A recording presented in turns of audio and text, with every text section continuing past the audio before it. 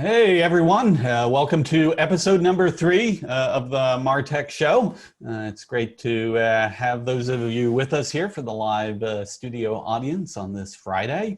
Going to be a really exciting show here. I've got two amazing guests that I will introduce in a moment as we talk about the road from marketing ops to marketing tops, how to make it to the CMO chair and beyond. So, wow. So Friday, I guess one other thing I wanted to give a shout out for is this is actually the last day for entries into the 2020 stackies, which we'll be unveiling at the Martech conference, October 6th through 8th. I just wanted to pick one just because it came in.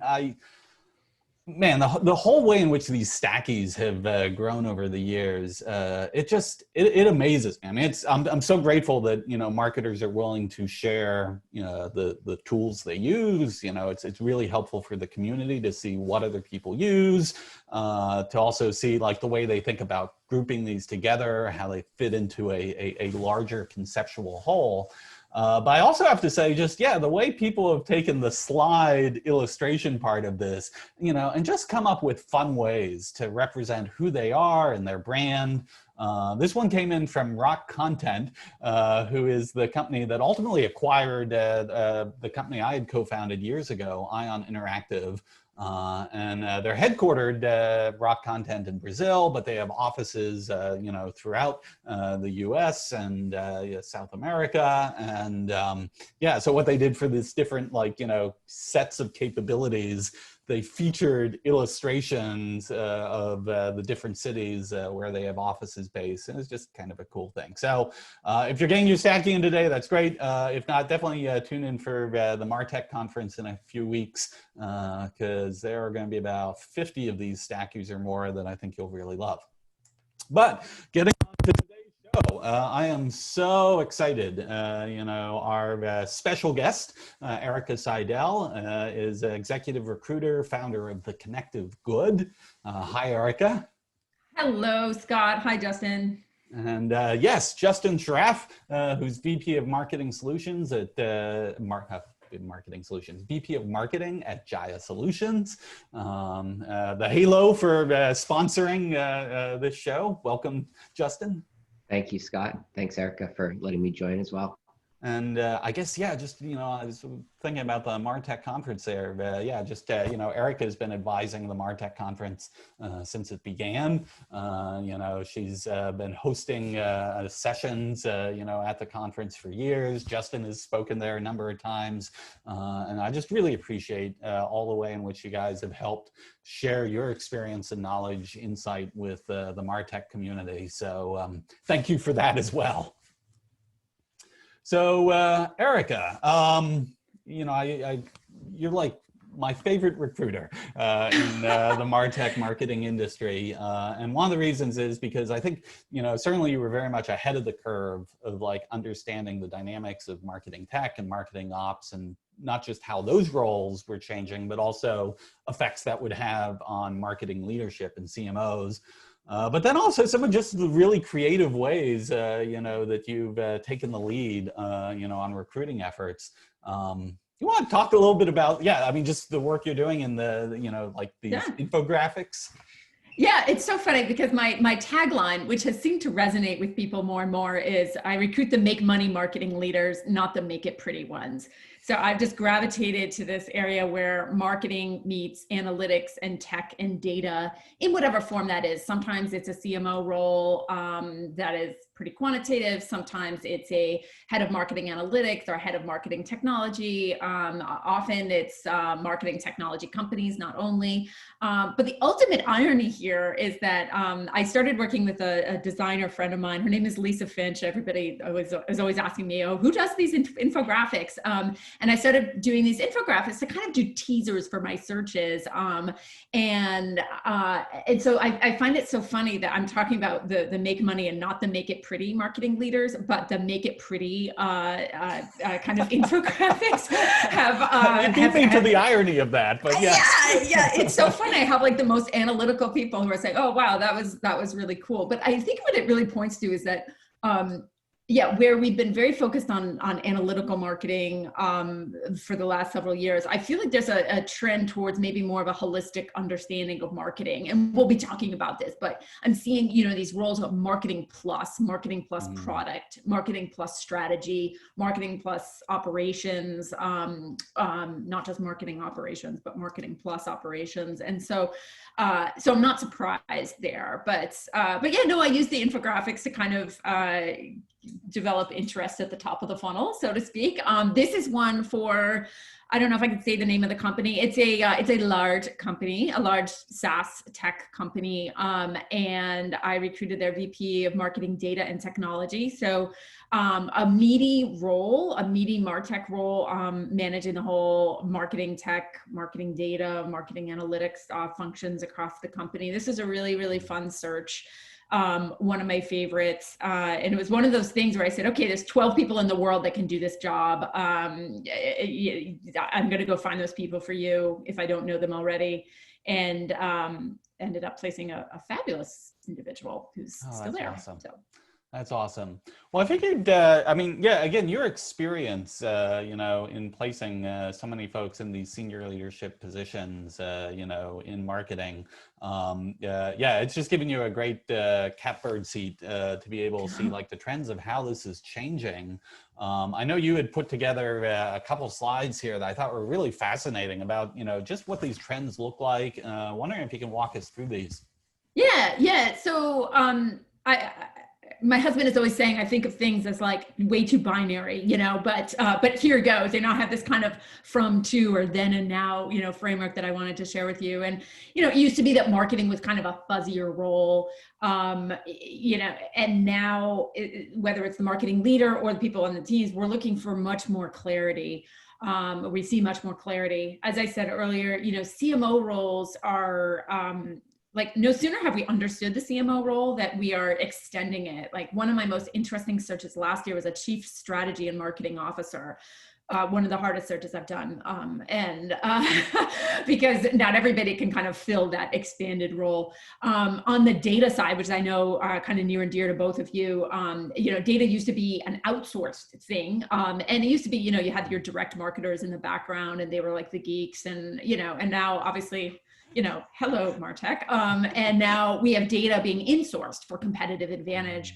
We used to have this focus on like, oh, it's our data. Like, so we've had roles of VP of marketing data, but I saw this one title once, which I love, which is VP of customer information. It's so much more customer friendly. And I think it shows that the stewardship of data is going in the right direction, of kind of respecting that data. At the same time, marketers are not just looking within their swim lane. The most successful ones are leveraging data across sales, customer success, product, et cetera. And with this comes more of a mandate for collaboration. So everybody says they want a collaborative marketer. So it's definitely a skill to promote. It's just so hard. It's just such a fuzzy thing. But if you can kind of prove it and live it, like there's this one guy that comes to our marketing tech in the hub gatherings, Mark Goloboy, who's great. I don't know if Mark is here, but I remember he did a rotational program or kind of designed his own rotational thing of becoming a sales, an SDR, a sales development rep for a couple of weeks, even though he had been head of marketing. So that is collaboration in action. That's brilliant.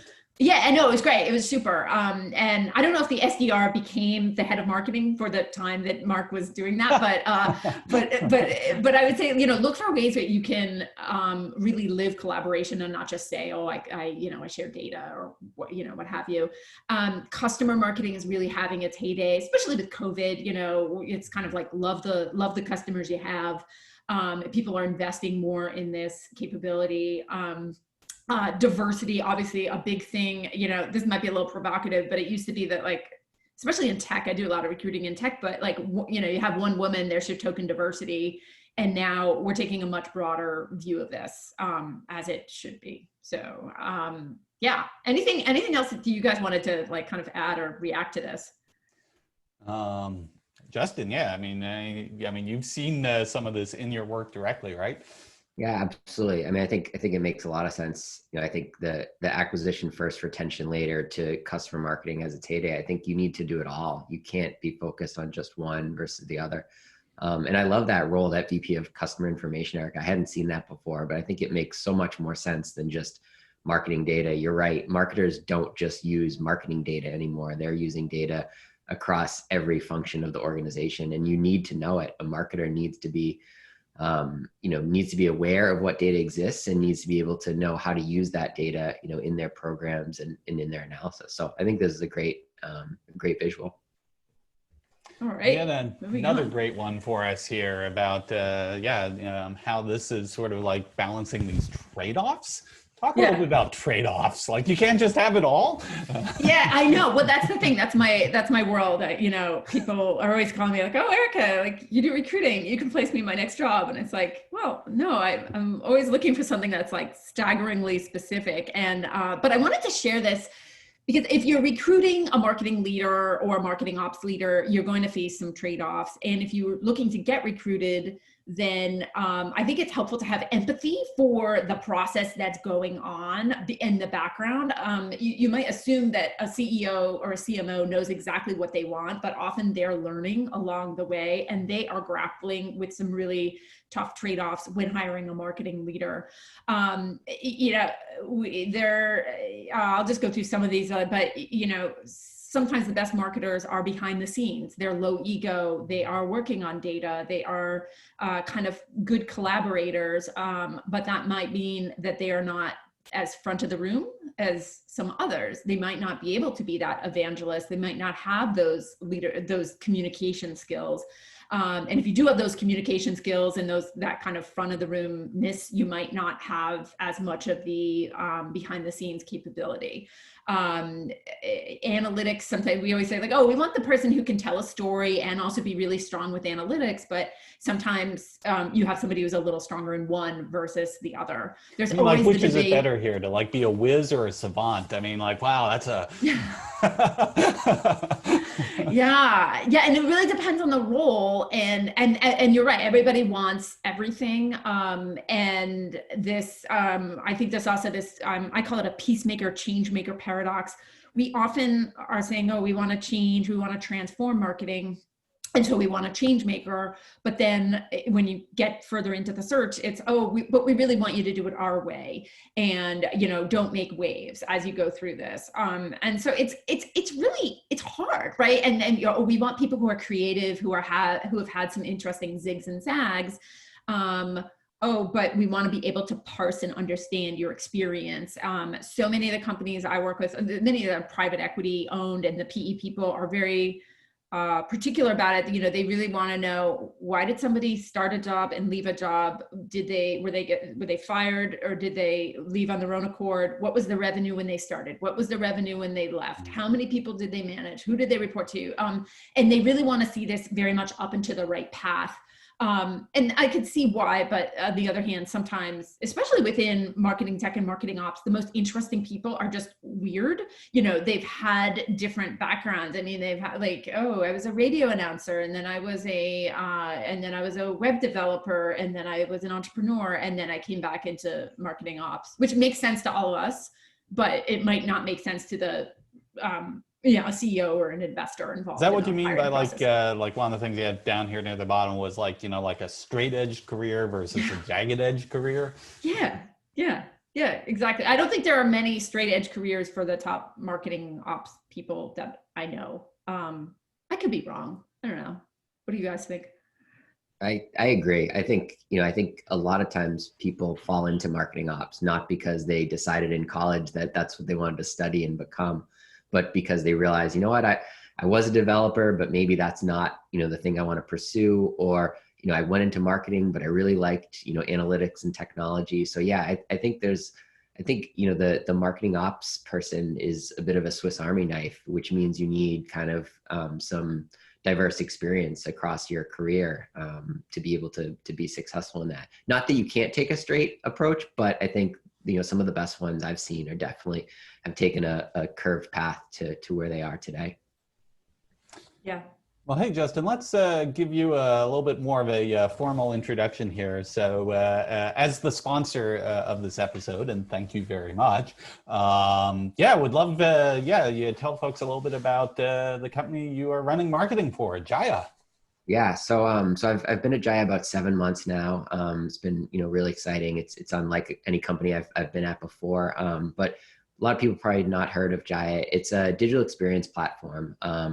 It basically has three components: a content management system, which is J Content, our CMS, customer data platform, which is J Customer, and then J Experience, which is basically brings it all together and includes our integration hub with over 400 different out of the box integrations. So really cool company, about just under 100 employees. We have customers in over 20 countries.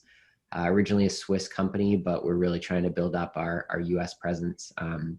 Really focusing on US marketing right now. Hired a bunch of great new people on the team, and we have B2B customers, we have B2C customers. We work with partners, we work direct. So it's really, at its core, it's a digital experience platform that is we think is loved by developers, and and marketers who are starting to use it now are realizing the potential it has. So I won't do too much selling, but I think that's that in a nutshell is what Jahia is, and I'd love people to check it out. If they're in the market for a DXP, or if they just want to learn about DXP, we have some great content on our blog, on our website that can give you more exposure to what a digital experience platform really is.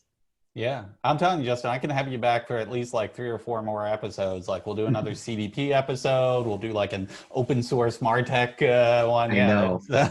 I know. We cover a lot, and the CDP space is so hot right now, and and we're in that space. We're not trying to compete with the freestanding CDPs, but we think we have a product that could become a freestanding CDP someday. But the DXP space, the CDP space, open source, which we are open source. Those are really hot buzzwords and hot areas of Martech right now. So we're excited. Well, great thing to be, the VP of marketing of then. Yes. So the way the sponsorships work on the Martech show, at least what we're trying out here for this first season, is a sponsor chooses a nonprofit cause that they want to support and makes a meaningful donation to them on our behalf. And so just also, if you could just tell folks a little bit about Rosie's Place, the nonprofit you decided to support. Yeah, absolutely. So Rosie's Place is a nonprofit in downtown Boston. It's the first women's shelter in the United States. So some of the statistics that really stand out to us is that 1 in 10 Massachusetts residents are currently living in poverty, and women and children are the fastest growing population experiencing homelessness. So Rosie's Place serves about 12,000 women a year through support, housing, educational services. It's a sanctuary and community center more than a shelter. And Jahia has some history with Rosie's Place. We've volunteered there over the last couple of years. Also, when I was at LogMeIn prior, they had also volunteered at Rosie's Place. So I think those of you in Boston have probably heard of Rosie's Place and know of the great work that they do. And we just felt like, right now it was a great charity to support, who's doing, great work for women and children in the Boston area who are struggling right now. Well, thank you for doing that, Justin. And listeners, if you like this show and you want to make a donation on our behalf as well, too, we'd really appreciate that. So one of the great things about having you on this particular episode, Justin, is, it's like the perfect match, is, the journey that Eric and I were going to talk about of people moving through marketing ops careers into, heading the marketing organization overall. Is a path you've been on. Do you want to tell us a little bit about that journey? Yeah, and I'll give Erica a little bit of a plug, or a lot of a plug. She and I have had a lot of conversations about this since we met, 5 years ago or something.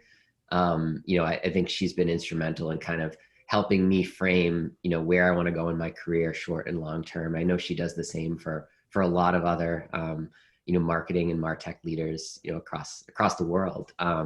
So, it was a thoughtful, somewhat thoughtful, but somewhat chaotic path. I started out of college in a very analytical position, doing data analysis, financial planning and analysis for a marketing agency, and really cut my chops there.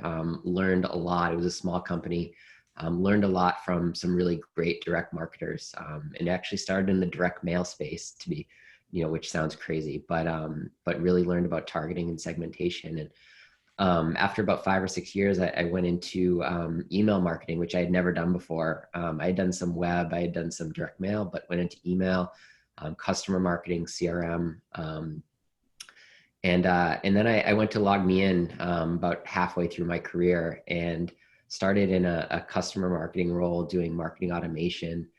And realized after maybe a year or two that really what I was doing was using technology and owning the technology to become a better marketer. And as the company grew, we realized, at a management level and a leadership level, that we didn't have anyone who was really bringing all of our technology and operations together. All the marketers were using disparate systems, and they ended up coming to the subject matter experts who were all over the organization. And so what we decided is bring it all together. Started a marketing technology and operations team. That team now is over 12, 15 people at LogMeIn now. And I was in that marketing technology role for about 4 or 5 years, and I eventually realized, I wanted to get back to owning a number, and that was something that I think was was important to me, is getting back to kind of driving revenue. I felt like in the operations role, I was impacting revenue, but I wasn't responsible for it. And so, a lot of conversations with Erica, what kind of role makes sense. And, what I found was a company that, needed a marketing leader, but had very little marketing infrastructure. And so it was kind of the perfect transition, or has been a perfect transition for me. I've been able to use my technology and operations background to build up, the technology stack and the foundational elements that you need to actually have a marketing organization, while also, doing the strategy and leadership and management roles that, a marketing leader has to have. So, it was analytics to marketing to technology and operations back into marketing leadership. So it kind of went, up and down, back and forth a little bit, but I'd like to think it's a path that others can follow for sure. Yeah, so I guess that would be my question to you, Erica. It's like this path, is this where the tailwinds are leading us, that we're going to see more marketing ops and marketing tech people rising, to marketing leadership? Or is there still like headwinds that, is like holding back, those opportunities? Like when does this work? Yeah, it's a good question. I think there's both tailwinds and headwinds. So, I mean, on the plus side, we do see more and more marketing ops leaders becoming CMOs. On the challenging side, though, if you're just think about hiring a CMO. If you're hiring a CMO, you're probably a CEO, and you're not an expert in marketing. And if you're not an expert in marketing, you're certainly not an expert in the different types of feeders into that CMO role. So a conversation I have a lot with CEOs that are hiring, and let's just say it's B2B tech, just because I've been doing a lot of that lately. It's like, okay, so you want a marketing leader. Do you want the person who comes from a demand generation kind of background, or do you want a person who comes from a product marketing, positioning kind of background? Or do you want the corporate marketing kind of person? And then, or sometimes marketing ops, but sometimes marketing ops and demand generation are kind of in one person, not always. And so that means that a person, that CEO has to kind of learn a lot before they can really make a good decision for themselves. So that is the biggest challenge. So I think what we have, and this is, our slide that you're showing here, that there's the biggest challenge that marketing ops people have is this altitude gap. It's I've talked about the 3 A's before, like attitude, aptitude, and altitude. And I usually see people struggling the most with altitude. Like they are not showcasing what people really care about. Like Justin just did a very nice little summary of his career, right? That was 3 or 4 minutes. It made sense. I think a CEO would understand what he just said. Yeah, and I think the point where he's like, I want to own a number. I can just imagine all people's ears like, yes, okay, that's what we want. Someone who's going to own that. Exactly. But so many people aren't there yet. So many people will say like, oh, okay, well, I was integrating this, and then I was, figuring out which technology to buy for this. And then I swapped out this technology, and you've lost a CEO. A lot of CEOs are, I have a friend who says they're like overgrown salespeople, right? So like, they don't have necessarily the ability to kind of go with you on this path. And one way to think about it is, if you're having trouble, kind of getting the attention of somebody, is to describe yourself in a top-down way. So a bottom-up way might be like, oh, well, I've done some marketing and some digital stuff and some operation stuff. I was a web designer. I was a direct marketer, blah, blah, blah. Another way that you could do it is, so how the last 6 months, digital transformation has happened. We've had 6 years of digital transformation in the past, 6 months. Well, what's behind that is good data, knowing the customers, and technology to support that, right? And a CEO will be like, yep. Okay, well, that's what I do. Like, that's how you could communicate what you do as a marketing ops or marketing tech person, in a way that will resonate with a CEO. They don't need to know marketing ops, marketing tech. You have to kind of align with their vocabulary. So, and I think that's an important point, because so many people, they struggle, they have this storytelling, challenge, and there's these perceptions that they are not that, broad in their thinking.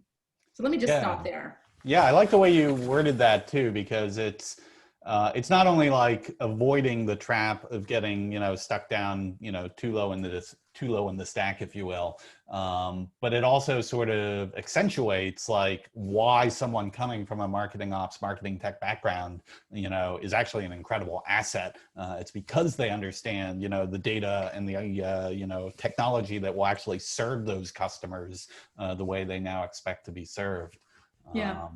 I think that's a good point, Scott. I think a lot of, in the past, marketing ops or marketing technology was thought of this like back office role, right? And I think now they're partnering with the business so much more, and maybe they're even talking to customers, and they have such a much more broad perspective on what marketing is and what leaders are looking for and what they're doing, that I think that perception is hopefully starting to change, but that's something that I think is really valuable to the ops person. So Erica, you had put together this slide too, a little bit about just like how people even like frame this. Right. Yeah, I actually did some research ahead of this, because Scott, you always bring all kinds of research and data before you speak, and you don't just speak off the cuff. So I went out and I found about a half dozen people, Justin included, who have made this leap from marketing ops to marketing tops, and I got some insight from them. And I can't name all of them, but so this isn't all, just my ideas. This is, from some others, but one person who shall remain nameless said, you might have to rebrand what you do. Like, if MQL in a company is synonymous with crap from marketing, you got to rebrand it. You got to rebrand it, come up with something else. Don't stick with it. You might have to align with the nomenclature. Because if you think about it, in B2B, we talk about account-based marketing, ABM, and it's this wonderful thing. And CEOs are like, oh, bring me somebody who knows ABM. ABM is really just good marketing with good targeting and segmentation and everything, but it has a good currency. And so, and by the same token, I think there are more people who call themselves marketing ops than marketing technologists. I hate to say that, Scott. Sorry, because I know. But it's true, right? Like, I am totally cool with marketing ops having won the branding, battle. Won the branding battle, exactly. So if that's what an organization knows, and their view of it is reasonably, like 80% consistent with what you do, just go with it. Like, you don't need to kind of reinvent things. Needing to tell the narrative. This comes from Cynthia Gumbert, who's CMO now, and came up through the marketing ops ranks, and talked to us a lot about, like, a lot of people just focus on the 98% of what they're doing. Focus on the 2%. Celebrate the 2% of things that really have impact. it's like we get paid and we get promoted based on the 2% of things that we do that get impact. It's not the 98%. And she also made this point about like, you might have to repeat until others get it. Like you might have to kind of evangelize yourself and what you're doing over and over and over. And when people start, kind of parroting your words back to you and understanding the value and inviting you to the right meetings, then you've gotten there, but it doesn't happen in a day. Mm-hmm. The other thing I wanted to make a point on here was, we all know this, marketers should speak sales. They should love sales. They should almost be sales. I was running a gathering of CMOs the other day. I do this kind of like CMO group therapy thing for a few people that I know.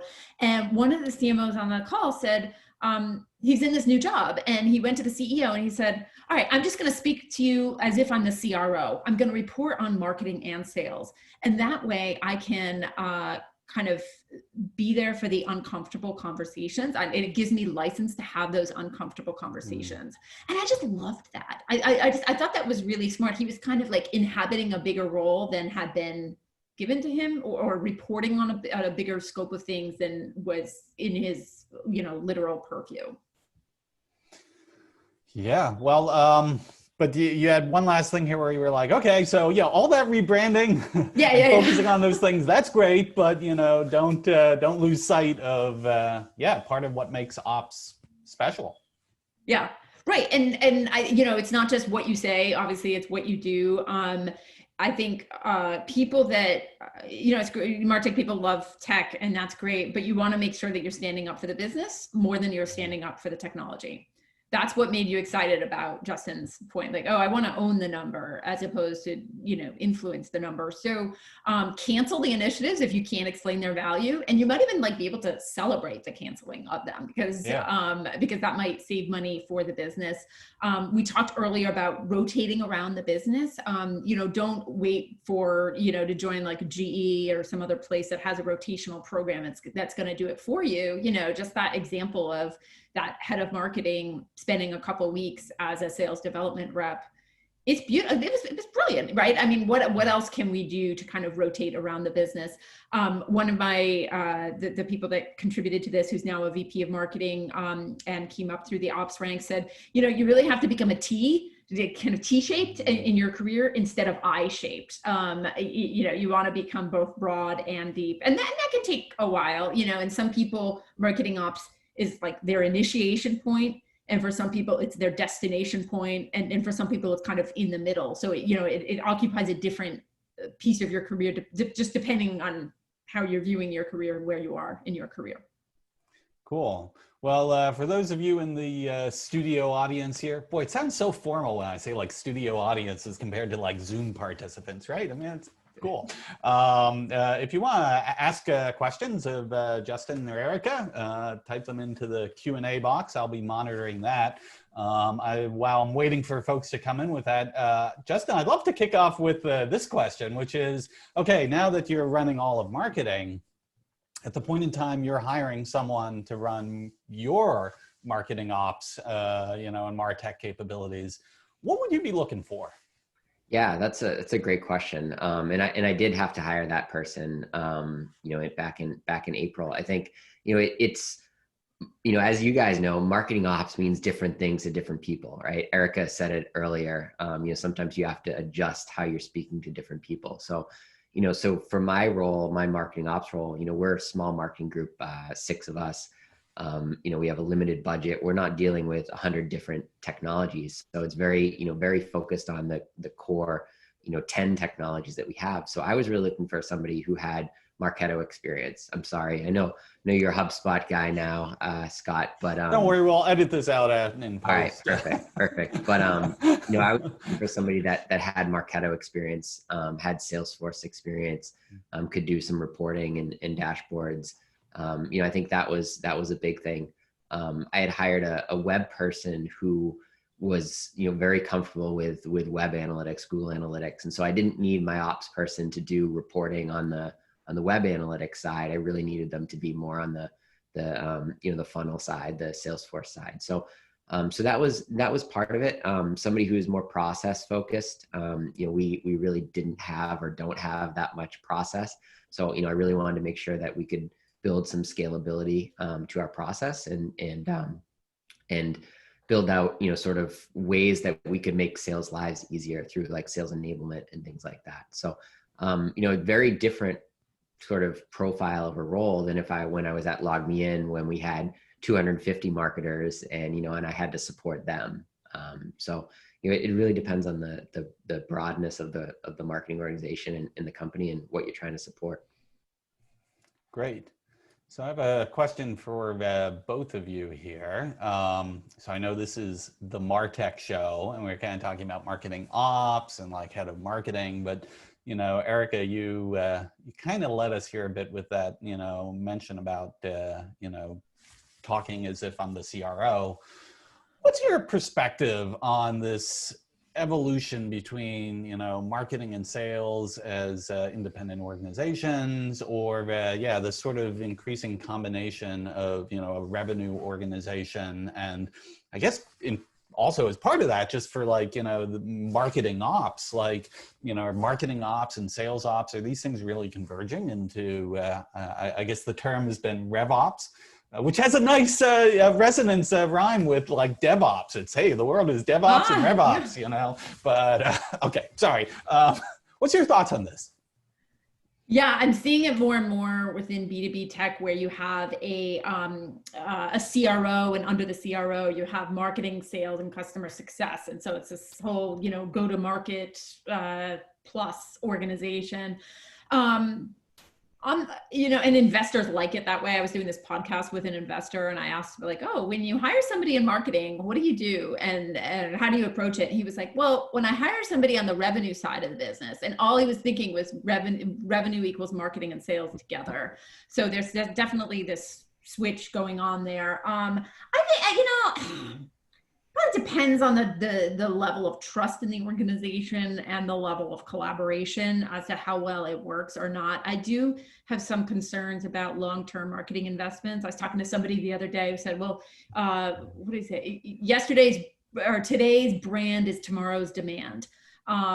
Yes, but if you have a marketing person reporting to a head of sales who is very short-term focused, that could be tough for that marketing person. But if that head of sales is actually a real true chief revenue officer, and who gets that, it's not just about making money for today, but sustainable over the long term, then you're probably okay. And yes, I'm seeing a lot of revenue ops. Often these people are more like sales ops people, but now they're kind of looking over sales, customer success, and marketing ops, which I think is really cool. I think it's probably just like marketing ops itself. Like there's a lot of differences across those people.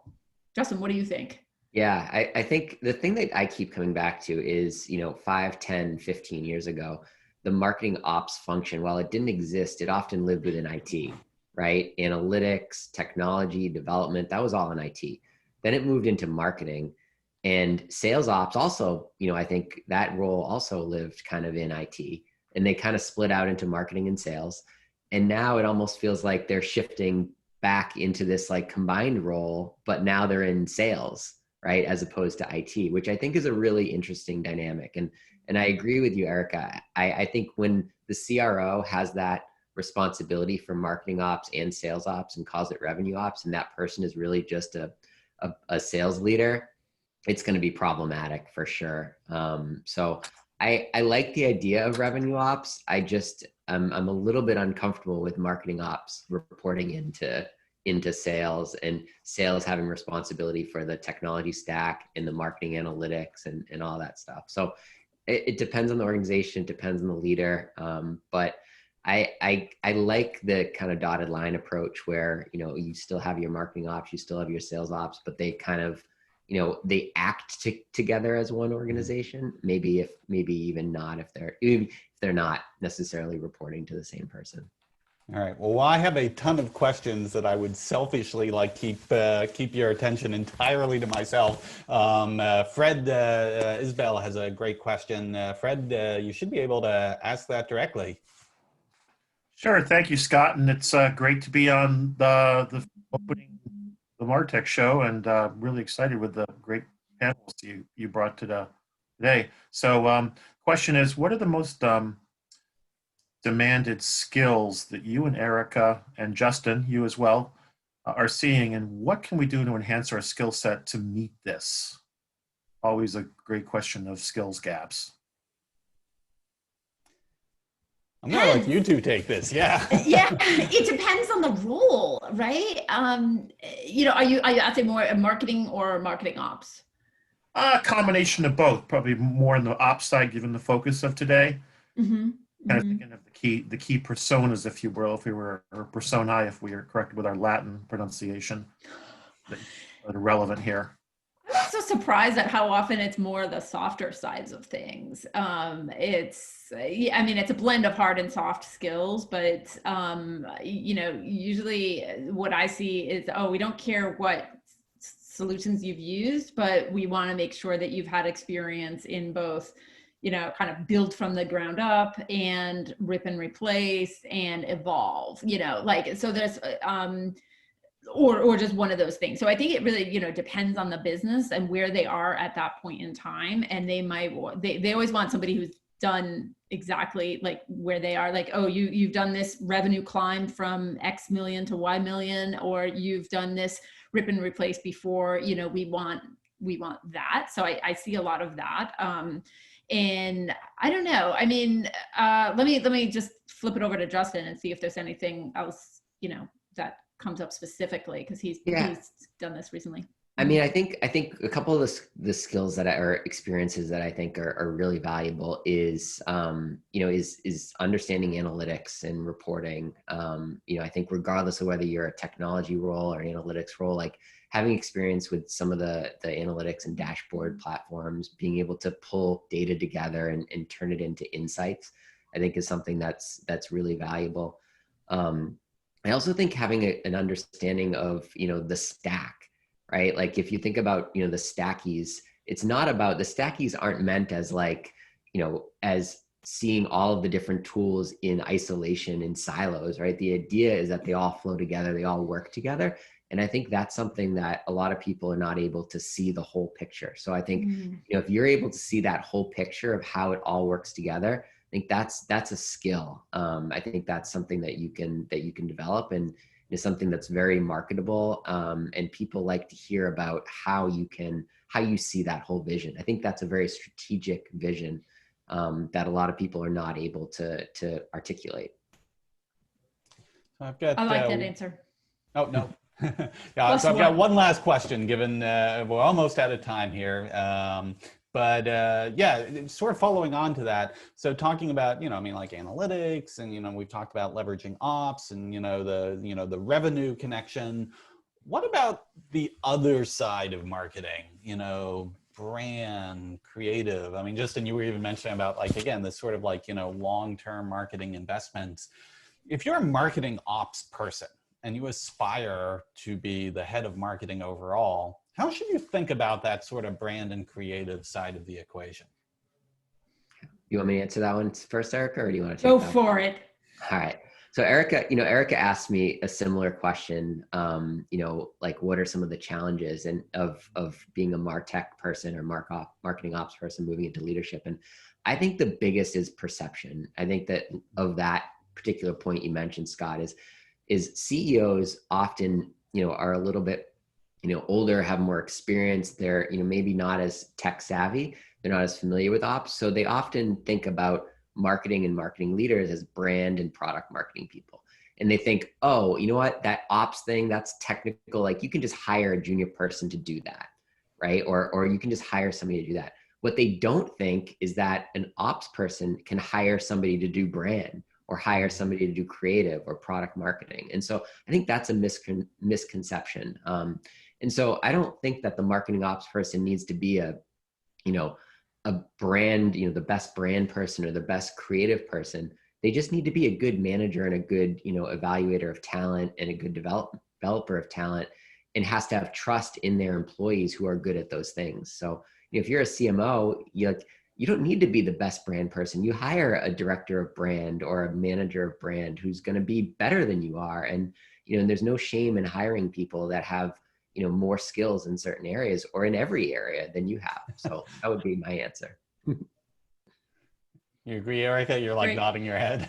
Yeah, I mean, I also think that sometimes brand is a dirty word within a company. It could be, oh, we need to reposition and recategorize ourselves and get seen in a certain way by the market.